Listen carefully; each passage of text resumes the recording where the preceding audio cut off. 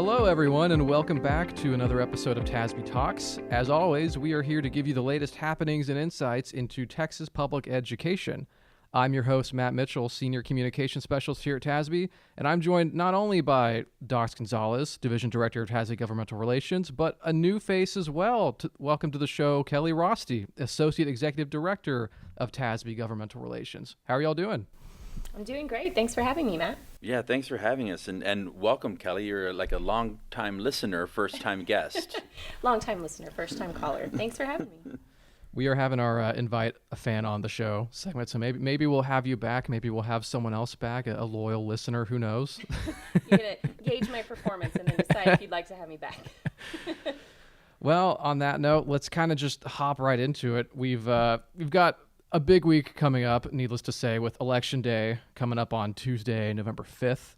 And, we'll get to that in a minute. But first, Kelly, I wanted to ask you about something you recently got to take part in a few weeks ago. And that is that you gave testimony in front of the Senate Finance Committee. So can you just kind of tell us a little bit about that? Kind of what was the inside scoop there? So it was very brief testimony. It was public testimony, which is limited to 2 minutes. I was excited to see that the Senate Finance Committee was taking up a newly added interim charge that Lieutenant Governor Dan Patrick added to their list of kind of to-do items. That item was addressing school enrollment trends. And so when we saw that, I'd say maybe about a month or two ago, Docs, does that sound right, that the Lieutenant Governor added that? That's about right, yeah. Yes, when he added that, we were excited to see that that was going to be a focus. And so when that came up on the agenda for the Finance Committee to discuss, I really had two thoughts. One was that, I've been at TASB for a few months now. I wanted to take an opportunity to go and introduce myself to the committee and just get in front of them to kind of really just say hello and let them know I'm in this new role. And then two, to kind of thank them for taking this interim charge on and discussing it, because this is going to be something really important to school district budgets and forecasting and facilities planning. We're seeing a lot of very interesting trends in enrollment across the state.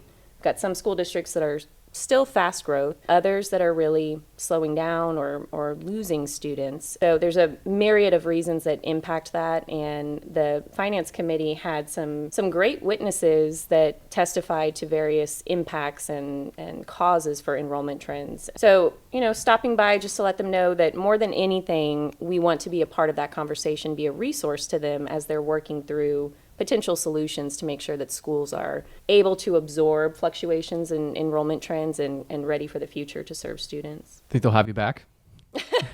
Well, I will say it was a long day for them. That was a very unique and interesting interim hearing. There were I think it was just 2 items on the agenda. One of them did not involve school districts. I can't remember exactly what the charge was, but it was related to the film industry. Yeah, it was we had a bunch of stars in the Yes. room for a lot of testimony Hours on of it. the Texas film industry, and a lot of commercials actually that Yeah. ran, so, Yes. which is new for us. I will say I was standing in the hallway for a minute just talking to some other school district folks, and Dennis Quaid walked by. So that was, Whoa. Yes. So, the committee, while I'm sure they were thrilled to hear my 2-minute spiel, I think that the earlier part of the day was probably much more exciting for them. Most of the crowd had left it. It wasn't, no offense to you, but Yeah, so hopefully they'll have me back. TASB moving on up in the world. That is super exciting. And next time you are there, and maybe next time some movie stars are there, I don't know.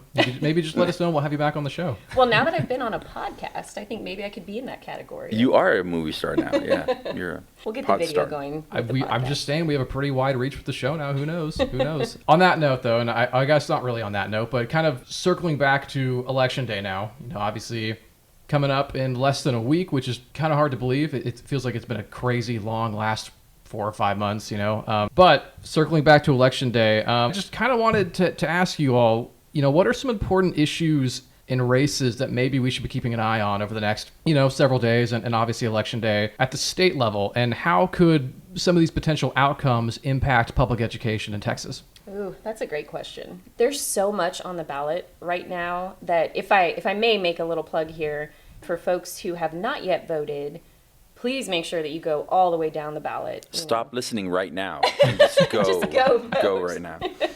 It's exciting to see folks, especially first-time voters. We've got some high school students who are getting to vote for the first time. And of course, the presidential election is exciting. I don't want to take away from that, but everything on the ballot is exciting, and there's so much that's impactful to schools. We've got, off the top of my head, we've got the State Board of Education has multiple races, local school districts, some of them have board elections, and then bond elections. Oh, bond elections, of course. And of course, the Texas Senate and the Texas House. So public education is such a huge component of the overall state budget that, even for candidates or incumbents returning to run for their seat, even those who haven't been deeply involved in the past in school finance and education issues, they will be soon, because it's a part of every legislator's job to pass the budget. School districts take up a huge portion of that. That's why there's so much attention around school funding and trying to be efficient and, good stewards of taxpayer dollars. So I would hate to single out any specific races, because truly, I don't want to dodge the question, but there are so many races that are going to be critical. And speaking of legislators, you mentioned that, and obviously we're going to be having a lot of new faces coming in. So how important is it to kind of start building those relationships, and how does that happen? I'm really glad you asked that. We do have a lot of new faces likely coming in to the legislature, and I think that the relationship building begins, if it hasn't already, for our listeners and for trustees across the state, if it hasn't already begun with some of these new faces, it needs to begin in earnest very quickly after the election. So, tensions are of course high in any election, no matter what the seat is that someone's running for. But as soon as we have results and we know who's going to be in what seat, and especially with regard to the state legislature, once we have kind of a lay of the land and understand who's going to be where, we have to get in front of these folks or their staff and start talking about the key priorities that are on our radar for our trustees back home, key issues that are impacting their local region and their local school district. And so truly, we've got one process for TASB, kind of TASB proper, but if I'm back home in a specific school district, as soon as the elections are wrapped up, I'm going to look at the results, find out who's new, who's returning, and I'm going to reach out to each of them. And I'm going to ask for, being respectful of time, I'm going to ask for probably a 15 or 20 minute phone call or face-to-face meeting. And the main things that I would want to get across to these incoming elected officials is two things. One, here's our priorities and here's the issue or the issues that are impacting us back home in your district. And two, please consider me a resource. Even if we disagree on a particular policy item, this is what I bring to the table. This is the experience and the insight that I can provide. And please rely on us back home to help get you the info that you need to really make informed decisions on behalf of your constituents. Yeah, and what I always tell people is elected officials are never as receptive as when they're running for office. So now's the time to get out there and meet with them and make sure that they know that you're willing to be that resource for them, as you said, Kelly. And it really is, I don't know what's the word that's more important than critically. Paramount. It is the top priority. It is just crucial that people are out there making those relationships now and starting to develop those. And those new folks coming in will have so much on their plate so quickly. Some of them, I think, are going to be looking for staff right away.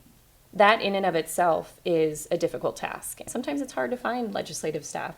The pay, like legislators, is not that high. That's something that I think that folks maybe tend to forget, is that these individuals, whether you wholeheartedly agree with all of their positions or, completely oppose most of their positions, they're stepping up into public service for an often pretty thankless job, and for, I can't remember the exact amount, but for just a few $1,000s a year. So, they're not getting rich by entering these Senate and House seats or school board seats or Board of Education seats. So I'm really grateful for everybody who actually steps up and throws their hat in the ring.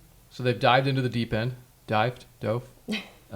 Anyway. They're in the deep end, possibly drowning. They're in the deep end, possibly drowning, and then you all show up, throwing them a lifeline, is what I'm hearing. Hoping to do that.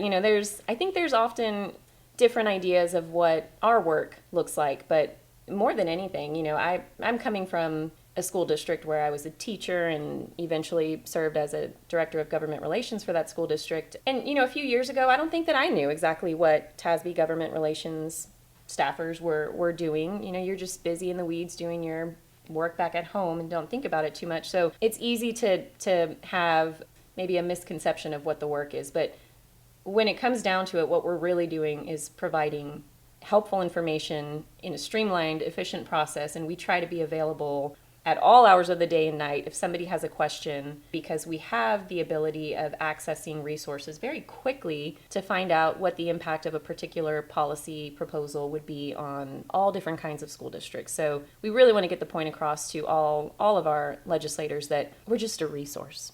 So you've started building relationships with legislators. Then what's next after Election Day? I think we have confirmed that the first day that legislators can actually start filing bills will be Monday, November 11th, which is also Veterans Day, which is interesting. So is that correct, Docs? Oh, yeah, Matt, and that's something that I totally knew before we started this podcast.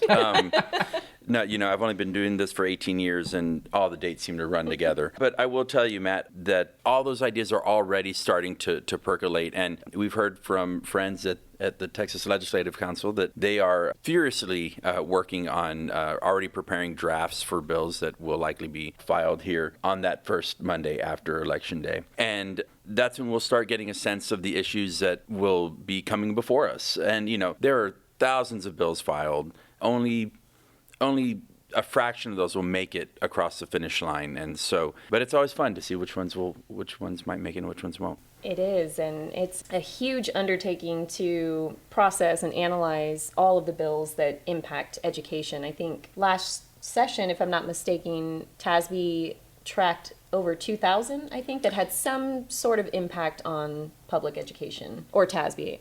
I'm glad that Docs mentioned Legislative Council, because the folks who work there are unsung heroes. I can't imagine what their days look like. I've heard from friends who have worked in that space before, but I heard a rumor, possibly true, that they've already received over 20,000 requests for various documents and drafts. Wow. That number seemed astronomical to me. I thought there's no way that can be, because this is, October. We're not even to pre-filing yet. Ran that little rumor by a few people, and nobody seemed to bat an eye. Everyone seemed to think, yeah, that sounds about right. So it's an incredible undertaking and service that they provide to legislators. Well, clearly a lot to look forward to. A lot for you all to look forward to. A lot for me to look forward to, as I'll be kind of working very closely with you all as we get into session. And so, of course, we'll have you back on to discuss more in the next few weeks. And yeah, this has been a lot of fun. I just want to say thank you both for coming on. Kelly, first time on the show. We'd love to have you back. So thanks a lot. Thank you so much. And everyone go out and vote and get your I voted sticker. Yes, please vote. Get that awesome sticker. Do your civic duty. Thanks again for being here, everyone. Thanks for listening. And make sure you subscribe to TASB Talks, wherever you get your podcasts, Apple, Spotify, wherever that may be. We're there. So subscribe, and we'll talk to you next time.